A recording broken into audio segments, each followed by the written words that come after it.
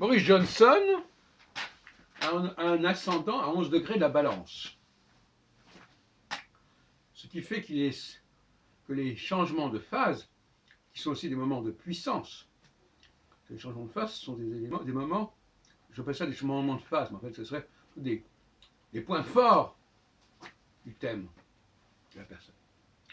Les points forts seront donc en conjonction, en carré, en opposition avec cet ascendant à 11 degrés de la balance. C'est à ce moment-là que la personne est la plus performante et la plus d'impact, la plus charismatique si on veut.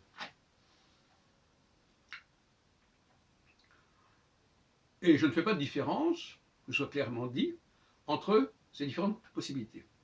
Nous sommes à 11 degrés la balance dans un signe cardinal, eh bien, chaque fois que Jupiter, puisqu'on parle de Jupiter, la plupart des leaders sont des jupitériens, Jupiter, quand il transite les 11 degrés d'un autre signe cardinal, à savoir le Cancer, le Capricorne ou le Bélier, eh bien, ça donne des moments forts du thème, de la vie de la personne.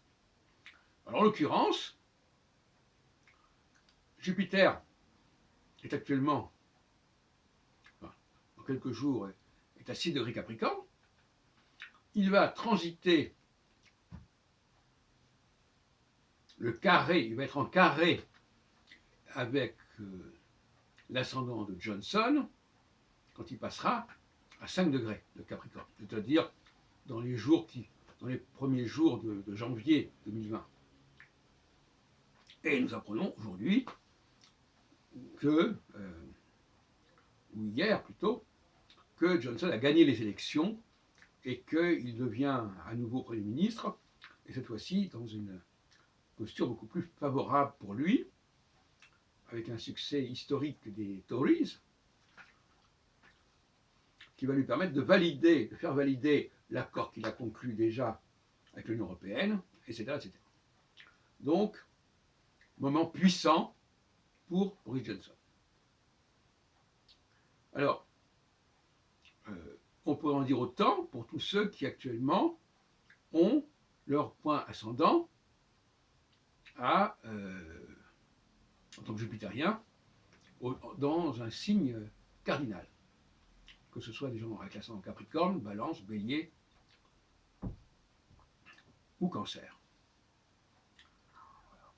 Donc la nouvelle théorie que j'évoque, qui s'appelle l'astrologie ascendantale, c'est que la personne dont le degré ascendant est transité, est connecté avec Jupiter, ou plutôt dont c'est plutôt le contraire, c'est quand Jupiter se connecte avec le degré ascendant, eh bien, elle a un moment de puissance. Maintenant, quelle est la durée de ce moment de puissance?